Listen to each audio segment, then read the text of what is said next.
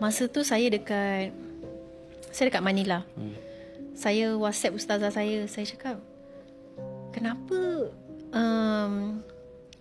saya ada nampak kalajengking hitam, belalang hitam, dan kemudian benda-benda ni disappeared. Saya mesej ustazah saya cakap, Zai, waktu awak embam tu, awak buat apa sebelum tu? Saya cakap, ustazah, saya tengah makan, lepas tu saya embam, saya tak ada buat apa-apa. Awak dah ambil wuduk tak? Cakap, tak terfikir, sebab memang kita bergegas. Kalau tengah embam tu memang semua nak pakai gear apa semua kan, itu semua dah 5 minit. So tak terfikir nak ambil wuduk. Tak ada ustazah. Okay, satu, awak kena ambil wuduk sebelum awak embam.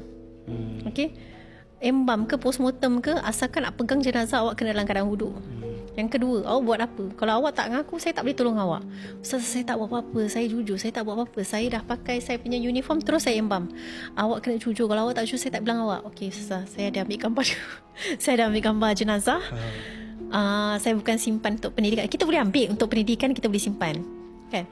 Tapi saya ada WhatsApp suami saya lah. Hari ni kita dapat pilot, saya ada WhatsApp lah. Saya cakap dengan ustazah, saya cuma share dengan suami saya je, hari ni kita ada pilot punya ni, kita ada postmortem murder case, gangster semua. Ustazah cakap, Zainab, tak semua jenazah kosong-kosong. Ni daripada ustazah saya.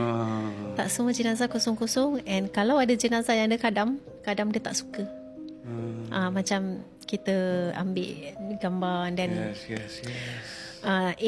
edarkan untuk pendidikan tak apa, tapi jangan Zainab. Itu pengajarannya lah. Kalau kita nampak orang accident, tiba-tiba accident dan meninggal, ambil gambar tak payah. Sebab kita tahu dia punya implikasi dia. Kadang-kadang you kena gangguan tu, you kena tahu kenapa gangguan tu datang, sebab apa you buat tadi. Better tak payah. Better tak payah lah weh. Hang accident, hang buat, orang dia buat janjian, buat record video. Sebab itu dalam keadaan dia aib kan.